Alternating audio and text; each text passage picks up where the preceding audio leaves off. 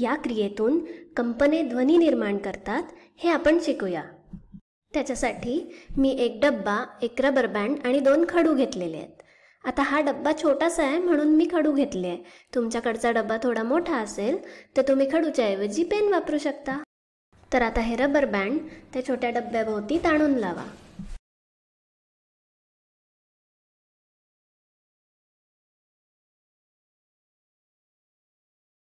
आणि आता हे खडू त्या रबर बँड आणि डब्याच्या मध्ये फसवा.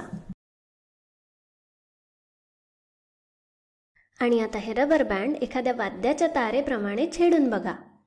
त्यातून ध्वनी निर्माण होईल.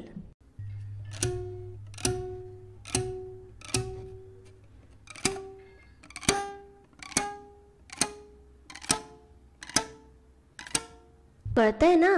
त्या रबर बँडचे कंपन थांबल्यानंतर त्यातून कुठलेही आवाज येत नाही. तर यातून स्पष्ट होतं की कंपनांमुळे ध्वनी निर्माण होतो. आता कुठलंही वाद्य बघा, त्याचा कुठला ना कुठला भाग हा कंप पावतो आणि म्हणून त्यातून आवाज ऐकू येतो. चला तर आता आपण काही वाद्य ऐकूया आणि प्रत्येक वाद्याचा कुठला भाग कंप पावतोय ते सुद्धा बघूया. तर सगळ्यात पहिले आपण सितार पाहूया. सितारच्या तारा छेडल्यावर त्या कंप पावतात आणि मग त्यातून आवाज ऐकू येतो.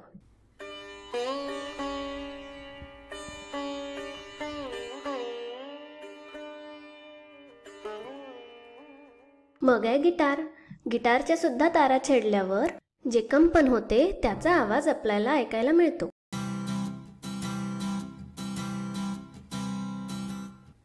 आता पुढे बघूया तबला. तुम्ही विचार करत असाल की तबल्याच्या कुठल्या भागाचं कंपन होत आहे. तर इथे या तबल्याचा जो वरचा काळा पांढरा पातळ पडदा आहे त्यावर आपल्या हाताने किंवा बोटाने हलका मारा केल्याने किंवा टिचकी मारल्याने तो पडदा कंप पावतो आणि त्यातून आवाज निर्माण होतो.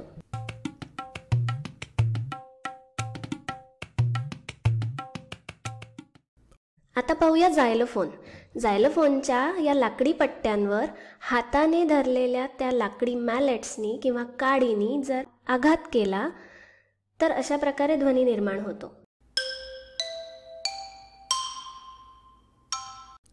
ठीक आहे, तर मग अशा प्रकारे आपण अनेक वाद्य बघू शकतो. पण तुम्हाला आता मुद्दा कळलाच असेल.